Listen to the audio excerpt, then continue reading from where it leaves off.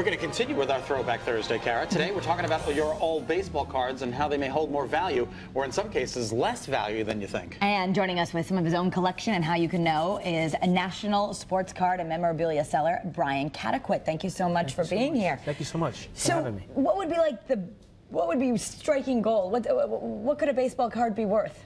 Well, baseball cards vary on condition, and depending on how popular and how rare the cards are, that's how you determine the value of a card.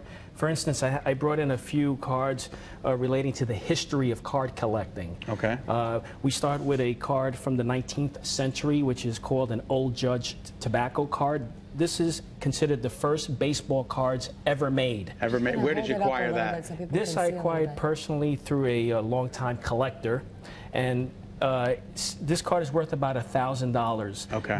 Back in the 19th century, because of the popularity of the game, tobacco card companies inserted cards in their packs, their tobacco packs, to act as a stiffener for the cigarettes, and the consumer would hand the card over to the kids. Isn't that fascinating? So that's the way card collecting really began back in the 19th century. When did bubblegum become a part of the Topps company? Was it because I remember getting a piece of bubblegum in that pack? Exactly, it's a good question. I actually have the first bubblegum card.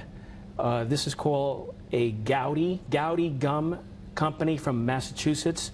Issued the first gum cards in 1933. And this card here is considered a 1933 gum card. It's the first year 1933 baseball cards were issued in packs with gum. So this is considered the first gum card, 1933. Is this valuable? Since this is a common player, it's not a quote celebrity player or Hall of Famer. Yep. Yeah, no, I just read it off the card. He knows his stuff. He knows his stuff. But you're saying you were involved. In fact, Forbes magazine even wrote an article about you were involved with a card that was worth $500,000? That's correct. 2 weeks ago, the most famous baseball card, which is called the Honus Wagner, it's a tobacco card issued in 1910. A poor condition one recently sold at an auction 2 weeks ago for poor condition. It had stains, it had creases, and it's from this same set. This is a tobacco card. It sold for $500,000 in poor condition. And Forbes quoted, it's on the internet, I worked with the original owner of that card, who was a pioneer back in 1979. So, Brian, I have cards like this at home. I mean, they're in a shoebox or in the basement. And what should I be looking for? How do I know that there's any value at all to them? Well, I'm going to show you, give you a couple of tips. Like this is the 1972, what do they call this, the psychedelic? Or what? Those are called the psychedelic years. I like to buy cards in bulk because I like to flip them. Okay. I'm not so much of a collector at this time. I like cash. Yeah. So I like to just buy it in bulk and turn it over and flip it.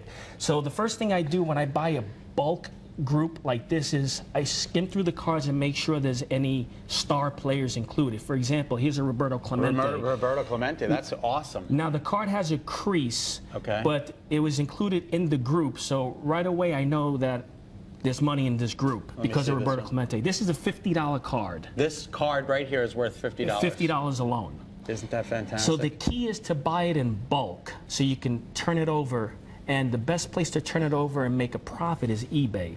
Okay. So can we come to you with our shoebox and you'll pay us money for our cards if you want them? Oh, absolutely. I'm known as the Card King. That's my different persona. SNY, the home of the Mets, did a segment, and you can see it on YouTube. I'm known as the Card King, and I have a crazy commercial. They call me the Crazy Eddie of baseball cards. That's fantastic. When I'm saying, check your attics, check your basements for shoebox. I pay cash.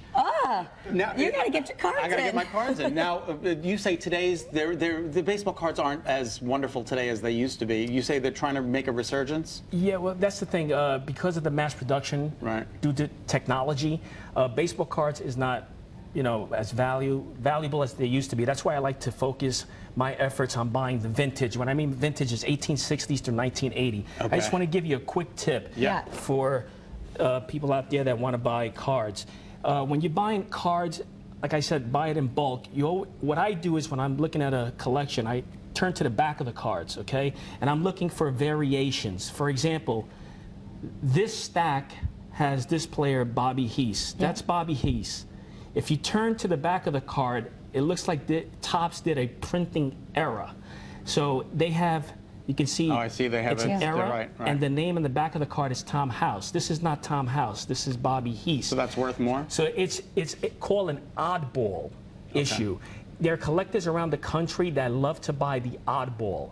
So when you buying cards, you always want to turn to the back and look for any printing variations, because that alone will Makes it more Makes it more valuable. Make it more valuable. And if Well, you want to buy, yeah. sell, or find out just how much your baseball cards are worth, we can actually get you to Brian. His website is bcbauctions.com. Exactly. Can I scale this? Larry's, I'll scale you. Everybody out there who knows anything about baseball knows that. Can I scale this? Sure. No, I don't want to touch it.